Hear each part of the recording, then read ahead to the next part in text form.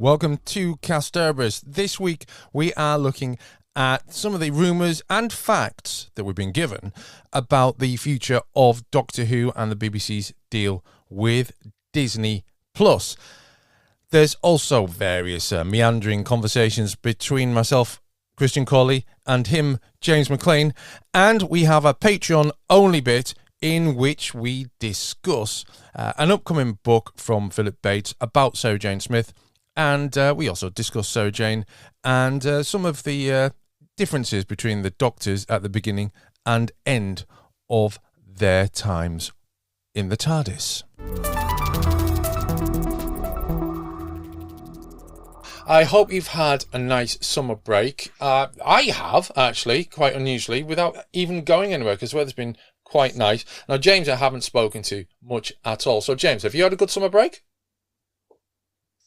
Don't ask neurodivergent people questions like that, because they will tell you everything, and they know they don't want to tell you it, and they know you don't want to hear it, but they will tell you everything.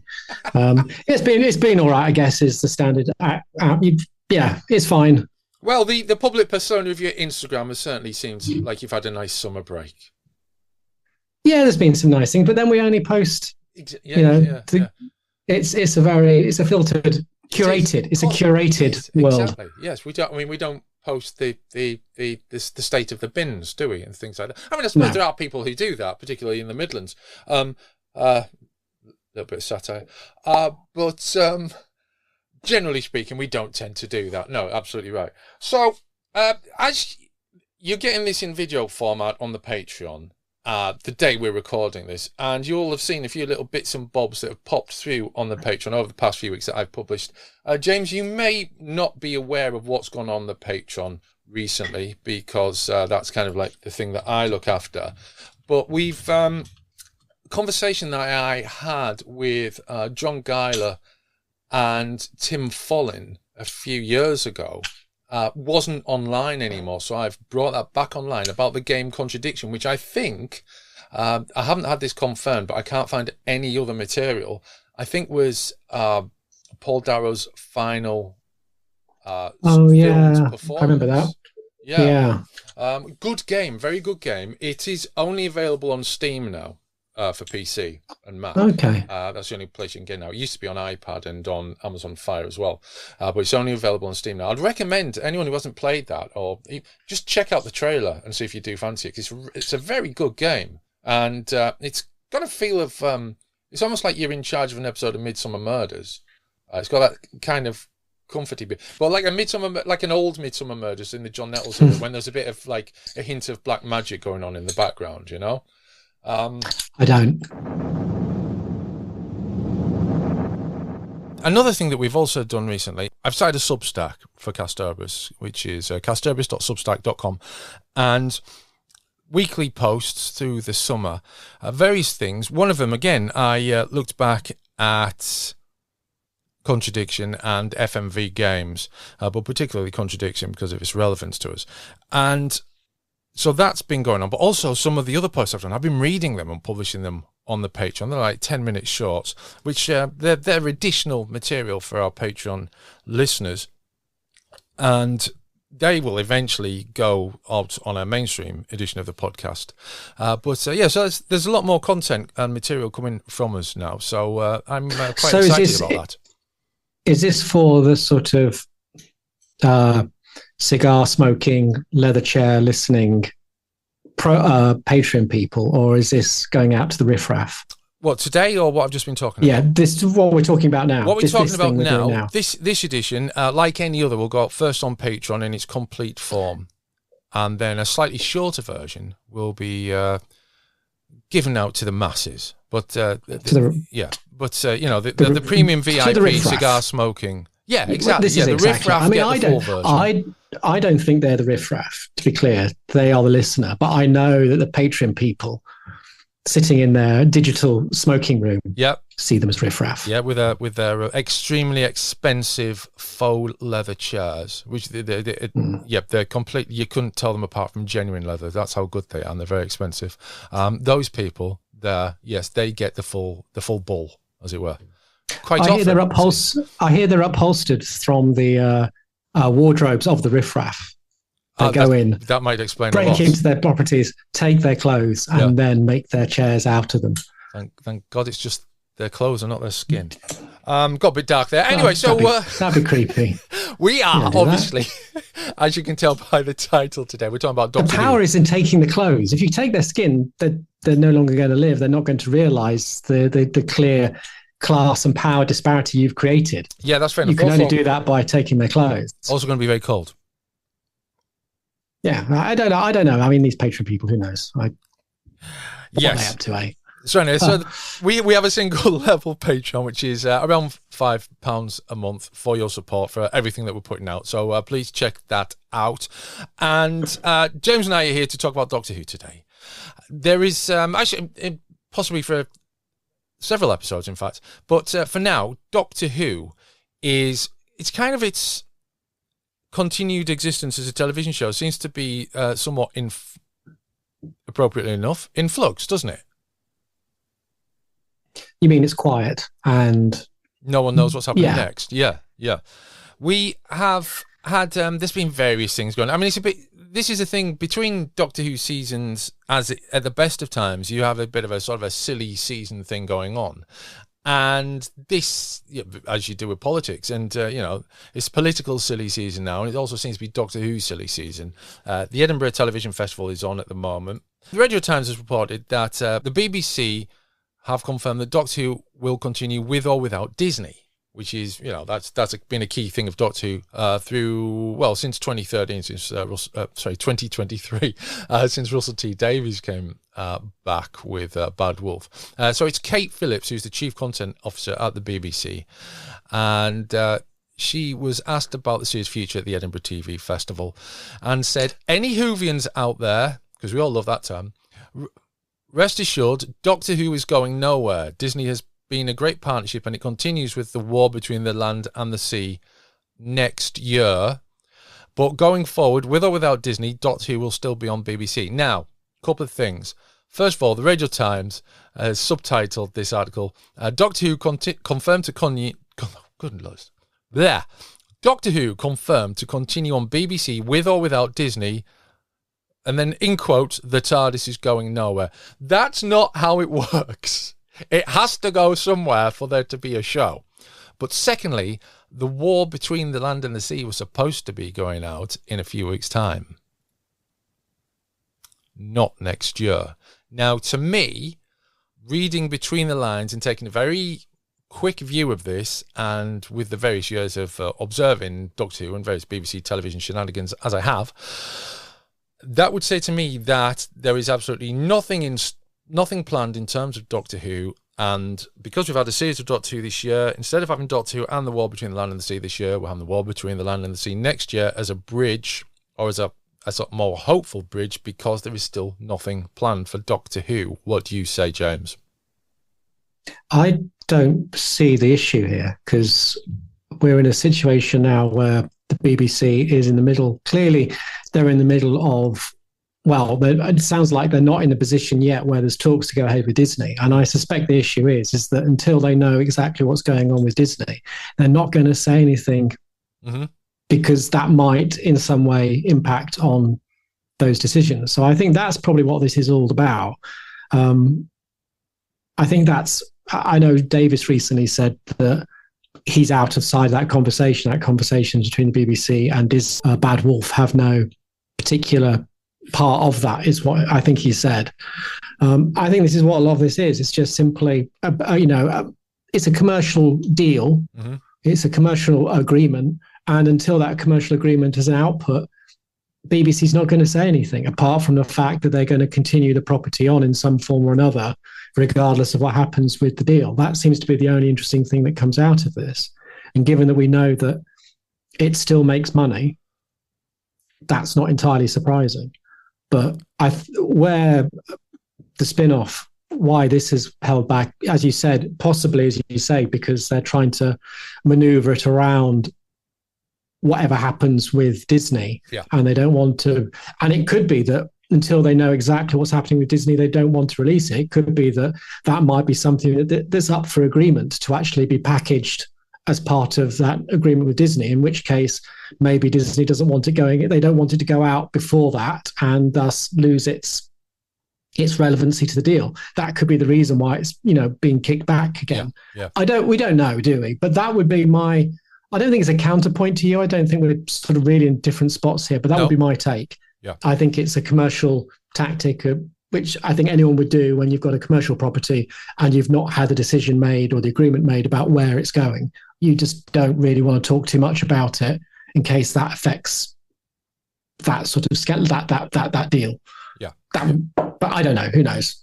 Well, it's the general conversation around Doctor Who is that no one knows what's happening. There's a lot of people out there who think that the show has been cancelled, but it hasn't been announced yet. Obviously, we've got this BBC content person at the Edinburgh Festival says otherwise, that it's coming back with or without Disney. That would seem to me a sort of a long-term commitment to making Doctor Who, but not necessarily in the immediate future if it's without Disney. I don't think that. No, I don't read that at all. I think until we know what happens with the Disney deal, they're not going to say anything. Yeah. Well, let's go to Disney then. Because we've looked at Disney a few times over the past few years, and I don't know what that was. But most significantly, they have kind of revised their approach to various things over the past, certainly over the past year, in terms of the movies and television. And we know that they've cancelled various shows, some for good reasons, some because no one was watching them, or because people were watching them and people are slightly up in arms over the fact that TV shows have gone missing halfway through their storyline. So they seem to, you can maybe explain this to me, James. There's this notion of some TV shows being made as some sort of tax write-off? Yeah, there is an argument that has been happening. It certainly happened with Willow. Allegedly, it's happened. Netflix has done it as well. This notion that if you remove the property, so it's no longer being accessed, you can write it off as part of your corporate tax. But I'm not a great finance person in my life, let alone in the complexities of these big deals. But yeah, I think this has been an approach to try and limit costs. But yes, it does mean that I think that property has to be entirely vanished for that to work. Right. So you can't have it anywhere. And yeah, as you say, the Willow TV series was one of allegedly there's other ones that say Netflix. I think Final Space was another one which might have gone through that same process. So we know that, So we know that Disney is taking steps maybe to, I don't say curtail or cut back even, but maybe to focus its production in different areas, maybe, because they seem to be putting out the same amount of shows from what I can tell, just a lot of them seem to be more less drama and more documentaries. I think there is definitely changes to the industry. We're seeing that. We're seeing changes. Finally, we're seeing studios and distributors, whoever's ponying up the money, starting to really think about this notion that you put vast amounts of money behind something doesn't mean it's going to make vast amounts of money, or certainly not to the levels that you're wanting. Yeah, and what has been invested into it. So I think there was one of these circulating articles. I don't know if there's any truth to it, but there was this rumor that they were looking at X-Men, the new X-Men lineup for Marvel, to be unknown, so they're not sort of hit by the large price tags of celebrities. And we're seeing certainly in the last decade, star power massively dwindling. People just don't, the notion of star power has it's not gone, but it, apart from a few certain names, it doesn't carry the same weight as it used to. So the logic being that, the idea being that if you're cinema media is a risky business, so you have to pay so much up the front because you've got to make the whole thing, you've got to then sell the whole thing or distribute it, and you've got to put all this money up front, but you have no idea what the return's going to be. Right. And so frequently, as with music as well, quite frequently the idea is you throw loads of stuff out and then you're hoping one of them hits big and that covers the losses of any of the others. That's kind of how the industry works. And one of the ways to stop this at one point was star power, because star power, if you had someone who was big, let's go back to the days of Brad Pitt or Steve McQueen, as you know, those sort of big names, you could drop them into a film and you would know that that would almost guarantee a certain audience who would be safe. Yeah. You know, the same way that you'd go with sequels. And we still do that with sequels. Sequels is a way of partially, hopefully, giving at least some sense of guarantee that your very fickle audiences might go for this thing. And the other one is obviously genre. If sci-fi is big, you make sci-fis because people are watching sci-fis. Yeah, if sure. comedies have got big, etc., etc. But star power is a big one, but that's now dwindled. You can't guarantee it. Eternals is a very good example where I can't remember which one of the Eternals was talking the other day, the film, and sort of saying how when that was being released, they were expecting this was like a 10-year thing where they would be doing spin-offs and video games and everything. And this was going to be the big thing. And it didn't ignite, and none of that happened. And, you know, they were kind of shocked. And again, there was quite a few people, and there were some unknown names, but there were a few people that in theory thought there was leverage in their names, but it doesn't carry. You look at the Marvel universe, not many of those translate to big names outside of the Marvel universe.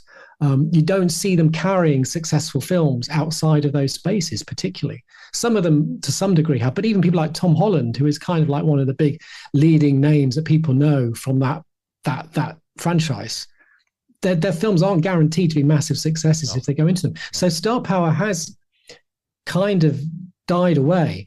And I've now totally forgot why I'm talking about star power. Why am I talking about star power? We were talking about Disney and winding back. But I mean, So I think the point being is it's far harder for Disney to know. They're not sure what's going to work anymore, and it's becoming far harder to work out what's going to sell your property. So that was it. Yes, so they're scaling back on things like who they cast. So you're no longer, for once, for the first time I've heard that they're turning around and sort of going, these big names, these big franchises are going, we can't, if we get so-and-so in, that does no way guarantee success. In fact, we have to pay far too much to have them in, which goes into our budget. Let's have someone unknown, because star power doesn't carry that weight anymore. So you're seeing the industry shift. And I think that is a big deal, that we are now seeing it reconfigured. So yes, this goes back to what you were saying. We're seeing a shift into what is being made. And funny enough, it almost feels like the 90s, where suddenly in the UK, you know, factual television factual entertainment certainly took a big rise, because you got TV shows which were cheap, fun to make, people would watch, they didn't cost much, and there was suddenly more of a schedule to fill. So suddenly, you know, we saw the rise of popular entertainment, and all these shows, certainly reality TV as a big one, became big. And, you know, are we seeing that sort of thing again, where, those shows are cheaper than making another Andor or making another Willow? Sorry about that. That was a very long answer, very winding road. I'm sorry. And I'm not sure I think we have actually stopped in a field. Don't know where the field is. There might be a signpost nearby for you to actually find your way back to where you want to talk about, but I doubt it. Oh no. So, I mean, I can see where you're coming from with that. I'm not entirely sure of the star thing, because unless there is like an unwritten rule that it doesn't apply to anything with Pedro Pascal. Well, that's exactly the problem. I think I was listening to another podcast recently, and they were sort of saying how I think there was a survey of UK, and it was stars that people knew and the percentage of people who knew them, and it was amazingly, you know, apart from Keanu Reeves, who was kind of like the known one, there weren't many that were sort of hitting, apart from the people for, you know, older generations, people like us who will be very aware of Keanu Reeves and Harrison Ford. And yes, your younger people, there will be Zendaya, there will be, there are a couple of names, but if you think about back to the 90s, you think of the Brat Pack back in the 80s, these were names of people who would just sell films. You put the Brat Pack in, the Keith Sutherlands, the Christian Slaters, Emilio Estevez, all those, they would sell films. And now we're in a space where there's no guarantee of that, apart from a couple of certain names who might. And I think like Zendaya is one of them, and Keanu possibly is one of them. Tom Cruise? There's not many of them left. So Tom Cruise, yes, Tom Cruise has managed to hold on to that. Yeah. but it's a dying breed. We don't Yeah, sure. live in that sort of space anymore. And that's harder for again, this whole idea that this is a risky business. How do we know what's going to sell? And they don't, because we're fickle. And you think that shows have to be made, films are made years in advance. And at that point, they've got to guess where people's tastes are going to be years ahead of time. And sometimes they get to that point and they're kind of not. Yeah. And that's the problem. And with going back to Doctor Who, I think it depends on that agreement and how much it's costing Disney. And as far as what we're aware from people we've talked to, it's not one of their heavy hitters in terms of costs to them. So it might be that will mean that it's fine, especially if there's catalogues. If, again, like as we say, if there's an extra catalogue which might be attached to it that might give them more incentive. Yeah. We don't know. But I think it's encouraging that, like you said, to go back to the original point, that if Disney does say no, which, as you say, we're in a flux here, I could see Disney scaling back on some of this expensive sci-fi, high-cost entertainment for documentaries, which can do quite well, Netflix has found. If they do, it's still a flagship for the BBC. The BBC do still rely on it as brand and for money, that it would probably still go out. But like you say, when, we don't know. But I don't think, and again, this comes back to what's the term? The white elephant in the room, that people still feel that the last couple of seasons have not been to a quality where they, understandably from their perspective, don't believe that it's got anywhere left to go. Yeah. So they're kind of anticipating that this is a demonstration of that. And I don't think it is. Right. I think that's the question. There's two things going on. I think there is. Yeah. I think there's a lot of people, as we've said before, people misinterpret viewing figures, which are now just out the window in terms of deciding what is really working. It's a question of what is making money, and that is sometimes behind the scenes in terms of distribution, in terms of merchandise, in terms of being a leader, a brand leader for your company, say the BBC. Yeah. Doctor Who's known around the world. That itself can be something that gives it value, regardless of how much. And presumably, social media like YouTube and Instagram clips and TikToks and stuff, that all feeds into the decision making. Absolutely. So there's a lot of things here, and that's not for a moment to say that I think I'm right and it's going to exist. I'm just saying I don't think this idea of looking at viewing figures and then trying to, often we correlate that to our own tastes, and that's human nature, and go, I don't like this. Oh, look, the viewing figures are down. That proves that it's going to get cancelled. I don't think it works like that anymore. I could be wrong, and there could be various other reasons to be cancelled. But that's how it is. And again, people who feel like its messages are too hard hitting. I do think the concerns about how woke Doctor Who is a misunderstanding that woke is not a left, is a lefty sort of thing, but it's also in terms of television, it's a capitalism sort of thing.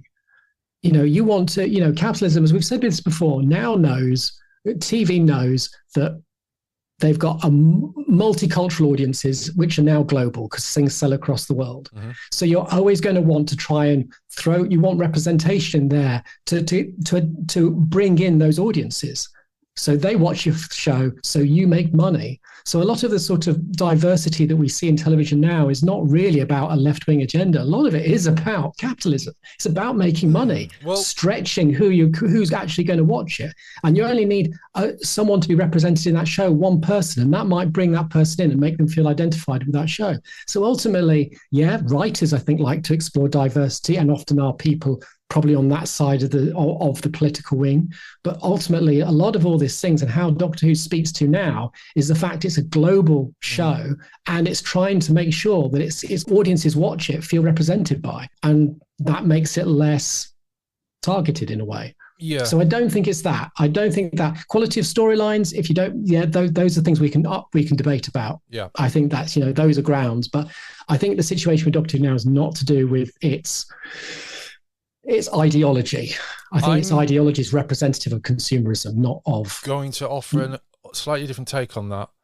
In, when was it? Was it 2017? It was 2017. So Doctor Who had just sold BBC had sold a global deal for Doctor Who in around 2017 to some specific countries. Let's call them conservative countries. And then they cast a female doctor. Okay.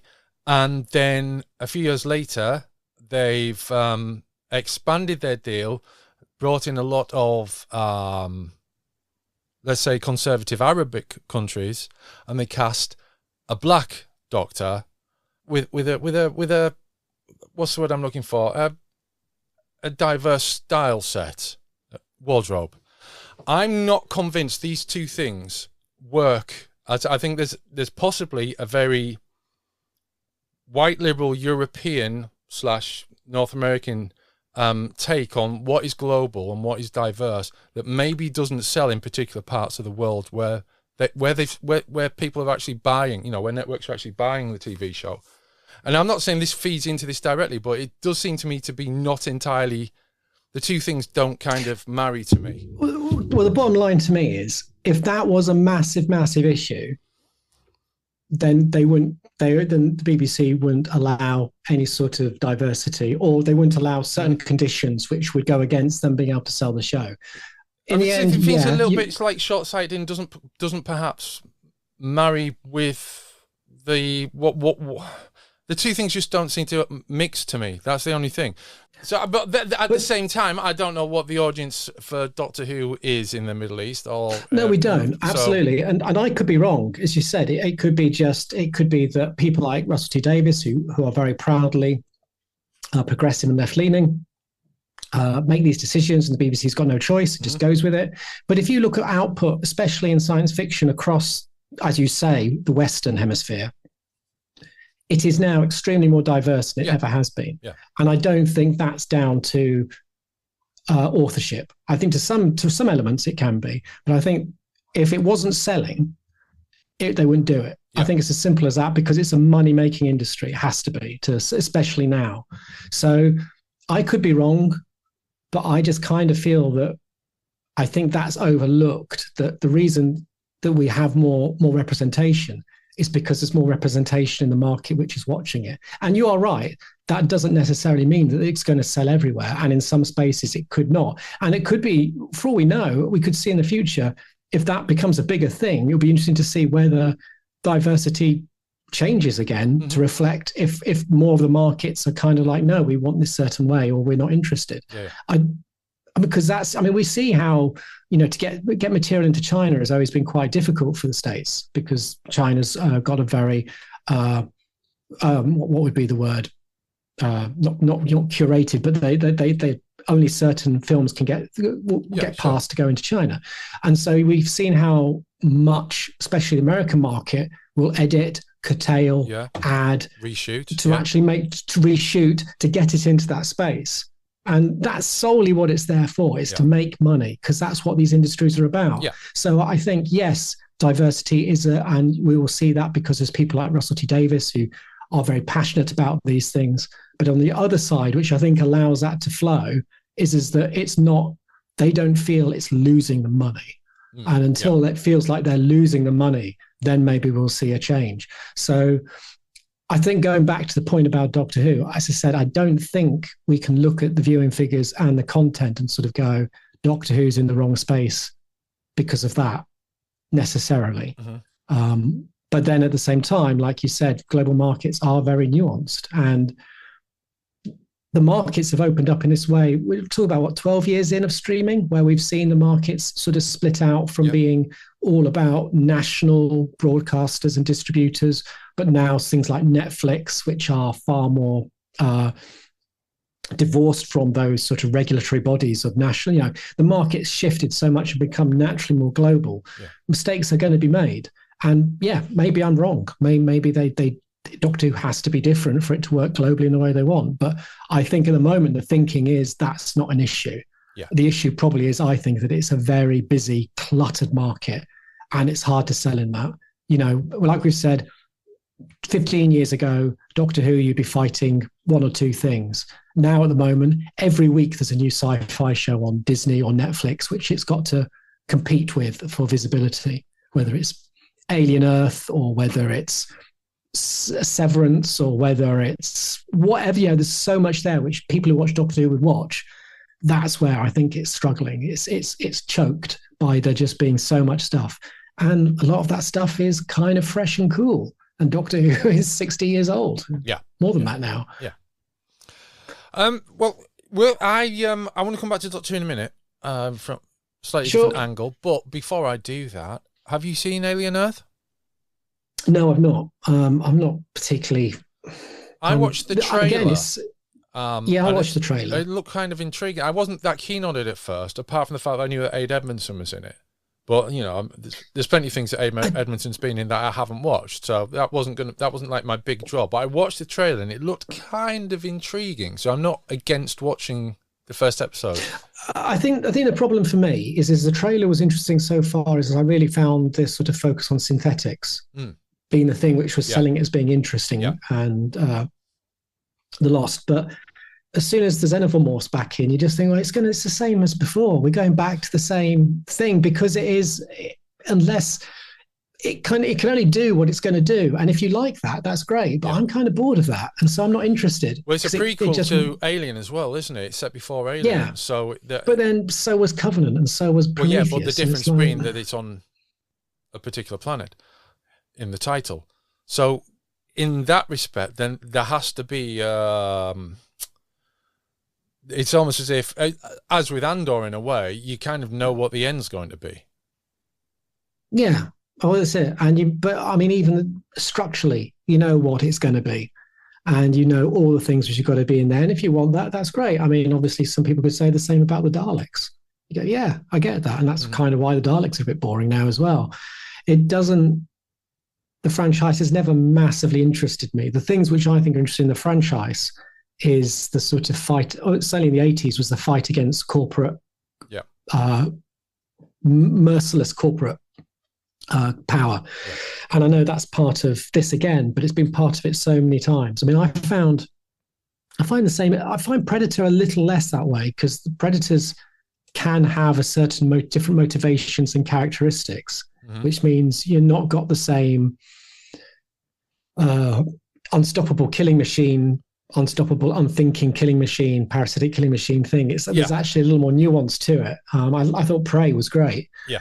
But it's not for me. But Daleks aren't going to shag you, are they? No, not yet anyway. Well, there's been cases where it looked like they could have gone down that approach. And there's certainly been metamorphosis with Daleks. I've just remembered Daleks in Manhattan. Well, I was thinking Revelation of the Daleks, but yeah. Well, yeah, that guy in Daleks in Manhattan was certainly equipped. Let's move on. I'll tell you something, actually, just on a rando thing. I was looking at an old Starburst the other day, which I found online. And it was, again, it does tie into kind of what we were talking about. And I was looking at letter pages, because if you find an old Starburst, or if you find an old magazine, TV Zone or whatever, the most fascinating things, and I think the most telling things, are the letters page. Yeah. Because you really get a sense of what people were thinking at the time. Mm-hmm. And there was this really long letter talking about how the guy said, I love Star Wars, just watch Empire Strikes Back, it's great. But what is this force? What does it really mean? It doesn't really make sense. And it goes on to sort of compare it to certain real world religious ideologies, and that's all interesting. But ultimately, it was just interesting to see how, where we look now when we see Empire Strikes Back, and we see it as the sort of pillar of Star Wars, as being the sort of the ultimate thing. Yeah. And yet back then, you've got the same sort of suspicion, criticisms, not liking, it's not quite Star Wars, that we see now.